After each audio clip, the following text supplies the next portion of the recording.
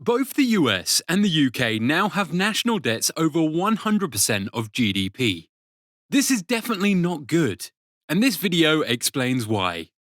When government spending exceeds tax revenues, a fiscal deficit is created, which leads to an increase in a country's national debt. Most developed countries around us face this problem of a continual increasing national debt. Ideally, the government's inflows and outflows should balance out, such that their national debt is zero. However, that has not been the case for a long time. What's even more alarming is the growth rate of these national debts. If we look at the case of America, America's national debt has increased by around 200% since 2008.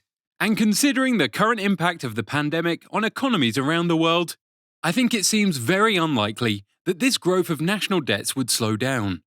To make matters even worse, in the case of the US, the national debt figures we see are considering only the US's treasury debt. If you do more research, you'd see that the US actually has a lot more debts they are liable for, including commitments to pay Medicare benefits, Social Security benefits, and pensions to government retirees. And let's not forget about student loan debt, of which the US government has guaranteed to pay for if any of those loans becomes bad debt. If you give these obligations a value, it would be multiples higher than the current US GDP. Now, combining both the size of the national debt of the US, currently at $27 trillion, with the speed of its increase, one starts to heavily question whether this debt is really sustainable. One can ask the same for the UK. Well, to answer this question, first understand that these developed economies are becoming more and more reliant on debt every year to continue to support their current levels of spending.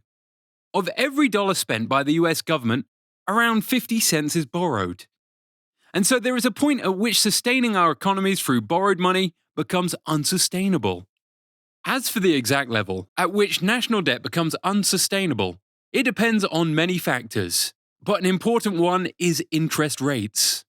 At the moment, it's the fact that interest rates are extremely low that make this level of borrowing seem sustainable, as interest payments on national debt are very low.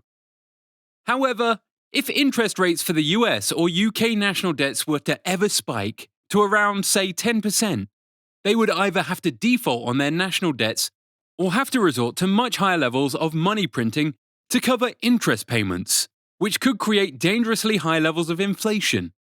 That's the end of this video. Thank you for watching.